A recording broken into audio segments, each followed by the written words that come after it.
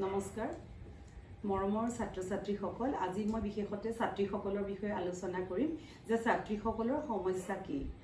বৰ্তমান সময়ত ছাত্ৰীসকল পৰীক্ষালে সাজু হৈছে কিন্তু ছাত্ৰীসকলৰ বহুত চিন্তা বা বহুত দুশ্চিন্তা আহিছে আসলতে কিন্তু মই ভাবিছো এই দুশ্চিন্তাৰ কাৰণবোৰ হৈছে তেওঁলোকৰ পৰিৱেশ বা তেওঁলোকৰ খাদ্য বা আৰ্থিক বা এনে ধৰণৰ কিছুমান কাৰণত হৈছে এইখিনিতে মই ছাত্ৰীসকলক দুখিব নোখোজো কিন্তু মই ছাত্ৰীসকলক জৰিয়তে তেওঁলোকৰ পিতৃ-মাতৃসকলক মই ক'ব খোজো যে আমাৰ আসলতে ছাত্ৰ-ছাত্ৰীসকল কেতিয়াও বেয়া হ'ব নোৱাৰে আমি তেওঁলোকক শিকাব লাগে বা বুজাব লাগে বা আগবঢ়াব লাগে কিন্তু আমি যেতিয়া ছাত্ৰ বা ছাত্ৰীগৰাকীৰ কথা বিশেষকৈ কৈছো যে ছাত্ৰসকল যেনেকুৱা ছাত্ৰীসকলো একেই কিন্তু সমস্যাবিলাকে ক'বলৈ যাওঁতে সমস্যা হিচাপে তেতিয়া ছাত্ৰৰ সমস্যা আৰু ছাত্ৰীৰ সমস্যাৰ পাৰ্থক্য থাকে কাৰণ আমাৰ ছাত্ৰীসকলে কিছুমান নিৰ্দিষ্ট নিয়ম কানুন বা কিছুমান এটা মানে আৱৰণৰ মাজত চলিব লাগে যাতে কি কৰিব লাগিব নালাগিব এনেকুৱা ধৰণৰ আমাৰ কিছুমান কথা থাকে আৰু হেতু কথাৰ কাৰণে এনেকুৱা নহয় যে ছাত্ৰ বেলেগ ছাত্ৰী বেলেগ কিন্তু আমি আমাৰ যেনেকুৱা স্বভাৱ চৰিত্ৰ ছাত্ৰীসকলৰ থাকে বা যি ধৰণৰ কাম কৰিব লাগে সেইবোৰ সাধাৰণতে ছাত্ৰসকলতকৈ ছাত্ৰীসকলৰ বেলেগ হয় পঢ়া শুনা ক্ষেত্ৰত একে হ'লেও কিন্তু আমাৰ স্বভাৱ চৰিত্ৰ বা অন্যান্য লক্ষণবোৰ বেলেগ থাকে এতিয়া ইয়াৰ ছাত্ৰীসকলে পঢ়িব নোৱাৰাৰ সমস্যাবিলাক এনেকুৱা হয় মই ভাবো মই কেতিয়াও ছাত্ৰীসকলক দুখ দিব নোখোজো মই ভাবো যে যেহেতু ছোৱালী মানুহবিলাকৰ বহুত বেছি ঘৰুৱা চিন্তা থাকে আৰু পেৰেণ্টছে বহুত সময়ত যদিও পেৰেণ্টছে ভাবে যে খাব দিছো বা কৰিব দিছো পঢ়িব দিছো তেওঁলোকে পঢ়ক তেনেকৈ চাবলৈ গ'লে হয় যে স্কুলতো বিনামূলীয়া নামভৰ্তিকৰণ আছে বা আমাৰ খাদ্য আছে মিড ডে মিল বা আমাৰ ইউনিফৰ্ম আছে তাৰ লগতে কিতাপ পত্ৰ আছে বৰ্তমান সময়ত চাইকেল দিছে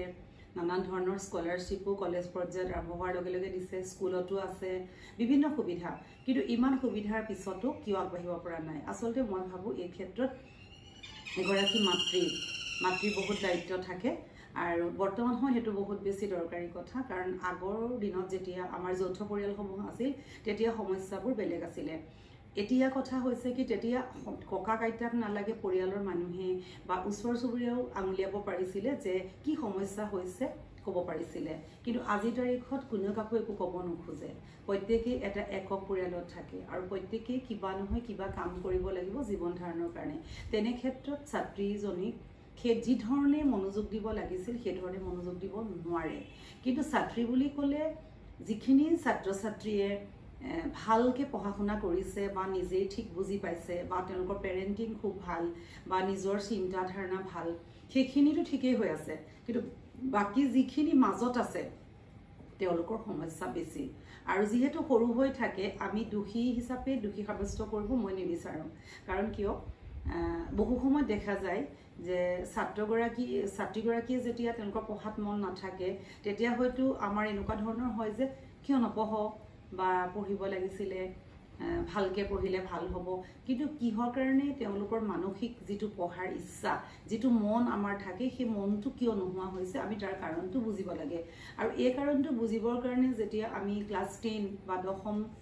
মানৰ ছাত্ৰীগৰাকী 10ম মান পাইগৈ তেতিয়া হয়তো আমাৰো কোনো ধৰণৰ উপায় নাথাকে আমি মাথো ক'ব পাৰো বুজাব পাৰো কিন্তু এই ক্ষেত্ৰত অভিভাৱকসকলৰ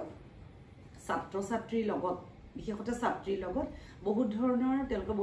বন্ধুত্বপূৰ্ণ সম্পৰ্ক থাকিব লাগে যে কেনেকৈ ছাত্ৰীগৰাকীক আগবঢ়াই নিব পাৰি আমি খুব সহজতে কিন্তু দুখিবলৈ চাওঁ যে বদমাছ বা নপঢ়ে কিন্তু তেওঁলোকৰ কি সমস্যা থাকে সেইটো আমি কেতিয়াও জানিব নাচাওঁ আসলতে জানিব চাব লাগে কাৰণ কিয় সবৰে মাইণ্ডছেট বেলেগ বেলেগ চিন্তা বেলেগ বেলেগ পঢ়ি পেলাই পাছ কৰিবলৈ প্ৰত্যেকৰে ইচ্ছা থাকে মন থাকে সপোন থাকে কিন্তু সেই সপোনটো দেখুৱাই দিবৰ কাৰণে আমাৰ যি দায়িত্ব আৰু কৰ্তব্য থাকে সেই ক্ষেত্ৰত মাতৃসকলৰ দায়িত্ব অতিকৈ বেছি গতিকে এই সময়ত যিটো অভাৱত থাকে বা মন মাৰি থাকে বা তেওঁলোকে বহু সময়ত কোনবা এটা বিষয় বহুত বেছি পঢ়িব নোৱাৰা এটা অৱস্থা থাকে আৰু সেই অৱস্থাবিলাকত যদি পিতৃ-মাতৃয়ে অলপ হলেও গুৰুত্ব দিয়ে যে কোনটো নোৱাৰে বা কিয় নোৱাৰে যি কথাটো শুনিব নিবিচাৰিলে পঢ়িলেই যে পাৰিব সেইটো হয় কিন্তু পঢ়াৰ কাৰণে আগবঢ়াই দিবলৈ এটা গাইডৰ দৰকাৰ থাকে আৰু শিকিবলগীয়া থাকে, টান বিষয়সমূহ শিকিব নোৱাৰে, যাৰ কাৰণে তেওঁলোকো বহুত বেছি ফ্ৰাষ্ট্ৰেশ্যন হয় বা মনত বহুত দুখ থাকে। সেই কথাখিনি যদি পেৰেণ্টছে বুজে তেতিয়াহ'লে নিশ্চয় ছাত্ৰীগৰাকীক বিশেষকৈ আগবঢ়াই দিবলৈ বহুত বেছি সুবিধা হ'ব বুলি মই ভাবিছোঁ। কাৰণ এনেকুৱা কিছুমান ছাত্ৰ ছাত্ৰী আছে যে তেওঁলোকে স্কুল অহাৰ বহুত কিছুমান অসুবিধা থাকে, কিন্তু বহুত কিছুমান চৰকাৰে সুবিধা দিয়াৰ পিছতো যে আৰু অলপ যদি পিতৃ মাতৃয়ে ছাপোৰ্ট দিয়ে তেতিয়াহ'লে হয়তো ছাত্ৰ বা ছাত্ৰীগৰাকীক আগবঢ়াই দিব পাৰিব। আৰু তাৰ ফলত তেওঁলোকে অলপ ডাঙৰ হৈ যোৱাৰ পিছত কেতিয়াও বেয়া হ'ব নোৱাৰে বা দুশ্চিন্তাবিলাক মনলৈ নাহে। গতিকে এইটো সময়তে আচলতে পিতৃ মাতৃয়ে বহুত বেছি গুৰুত্ব দি পেলাই ছাত্ৰীগৰাকীক আৰু বেছি গুৰুত্ব দি আগবঢ়াই নিয়াটো বহুত বেছি দৰকাৰী। নহ'বা আমাৰ বহুত বেছি সমাজত মানে এই সমস্যাবোৰ বাঢ়ি যাব। সেইকাৰণে মই বাৰে বাৰে এই কথাটো পিতৃ মাতৃসকলক অনুৰোধ জনাইছোঁ যে আপোনালোকে আপোনালোকৰ ছাত্ৰীগৰাকীক আগবঢ়াই নিয়াত সহায় কৰক। এইখিনিয়ে মোৰ ক'বলগীয়া। আপোনালোকৰ কিবা সমস্যা থাকিলে শ্বেয়াৰ কৰিব, ভিডিঅ'টো চবৰে মাজত শ্বেয়াৰ কৰিব, লাইক কৰিব, ছাবস্ক্ৰাইব কৰিব। Thank U.